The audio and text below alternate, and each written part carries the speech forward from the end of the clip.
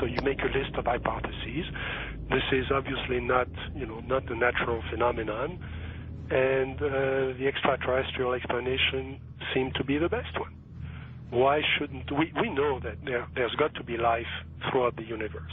So why shouldn't it be able to come here, especially since there must be civilizations there that are thousands, if not millions of years ahead of us? But then as you get more and more data, you realize that's not what the witnesses are describing. What the witnesses are describing is something that in many cases comes out of nowhere, disappears into nowhere. There are cases of objects becoming transparent on the spot, physical objects, material objects. And I have no question that people have said, well, Vallée doesn't believe this is physical. Well, of course it is physical. It's material at some times, but it can also change shape. It can also merge with other objects, and it can also disappear on the spot. Well, if it does that, then it could be from anywhere, anytime.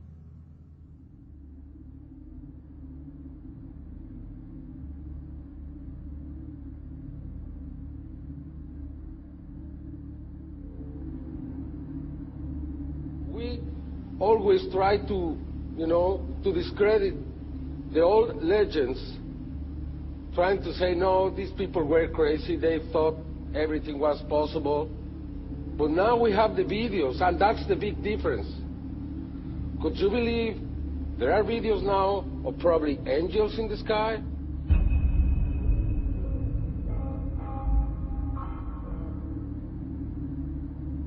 And then I started looking at some of the things that didn't fit.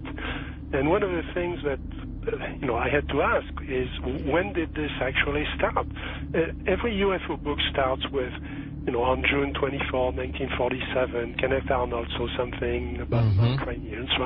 Well, that's not really true. I mean, we have data from the 30s and the 20s and from 1896 and 1897 all over the United States, and then you can go back in history. And many people don't want to hear that. They want to hear that this is, if you follow the first-level extraterrestrial theory, then ETs, discovered us when the atom bomb went off, and they came here to study us. Well, that's not what the data says.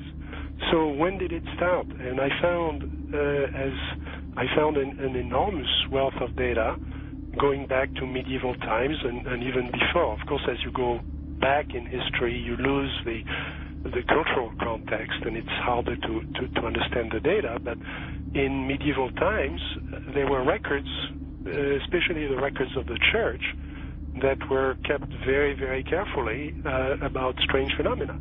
The skeptics are always saying, well, give us your best case and we'll take it apart. There is no such thing as one best case in any field. You have to look at an accumulation of cases and look for patterns, and then that's how the phenomenon reveals itself to you. And for a long period of time, or for a period of time, I believed it was extraterrestrial. I now believe it is interdimensional, the phenomena. In other words, we're looking at so-called spirit beings from another dimension. And I back this up in the new book by equating it to ancient manuscripts where these beings manifested to human beings and what their reactions were, and then comparing it to reactions present day of people who have had encounters, and the similarities are striking. Because first of all, you say to yourself, why would let's say anyone deliberately crash saucers in Roswell, New Mexico, and then allow the bodies to be retrieved? What are these bodies, in fact? And it took me a long time to figure this out. And this is a theory, okay? There's a difference between the grays, the little guys, right, that we see that have now been enculturated with the big black slanted eyes that are about 4 feet tall, all right? Those, let's just call them the grays because pretty much everyone knows them as grays.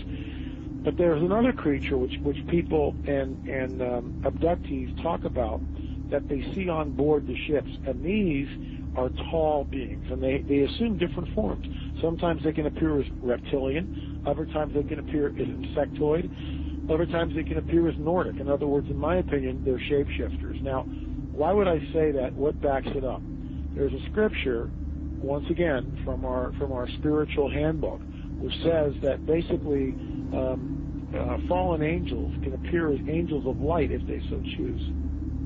Okay? They can appear as angels of light if they so choose. That's a shapeshifter. But it shapeshifts. It can appear as whatever it wants to appear. Insectoid, reptilian, who knows what the thing really looks like. In my opinion, it's probably a reptilian. Apparently there was some sort of a confrontation. There was some sort of a war between these beings. Sides were drawn up, and we're kind of like, we're almost like cannon fodder in a way. This unseen war, which is happening in another dimension all around us that we don't see.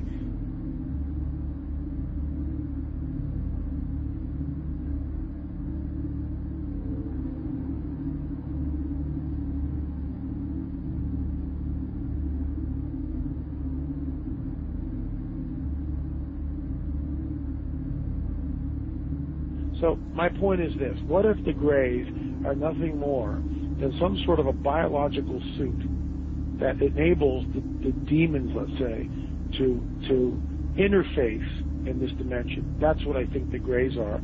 That's why they're expendable. Me thinking, I wonder if there's some sort of like a biological clone or some sort of a body, if you will, that these demons could interface, inhabit, and then, of course, move about in this three-dimensional time-space continuum.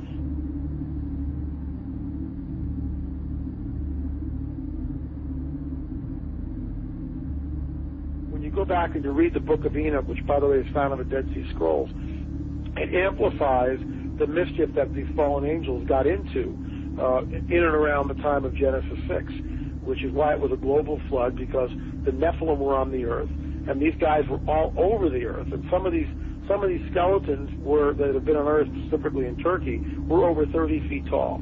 As we pushed west in Ohio and different places, they found mounds, and they would do primitive archaeological digs. And this is documented. I'm not making this stuff up. They found skeletons, oftentimes, that reached over 9 feet in length, with 6 fingers, 6 toes, and red hair. Now, one of the great mysteries of the West is what happened to these giants. There was nearly 60 skeletons brought out of this cave, but today they're nowhere to be found. Is it that there is some kind of archaeological cover-up that has occurred here?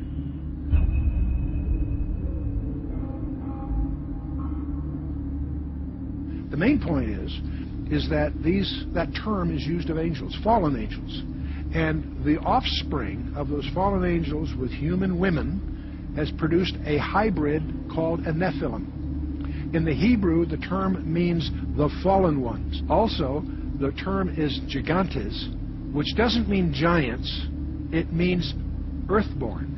There was a gene pool problem on the planet Earth. Is that where the Bible then says that Noah was perfect? He wasn't perfect as his generations, man. Verse 9. He was perfect in his generations. The word DNA. Perfect is tamim, meaning physical defects. You know, when you see something like that, it's overwhelming. It will change your worldview. And is that the coming great deception that ancient manuscripts warn us of? Here's a prophecy from 2,000 years ago, that what is coming on the earth will be so bizarre that even the elect would be deceived if that were possible. An object videotaped by many and seen by thousands over several nights in the Arizona sky in 1997. Major sighting here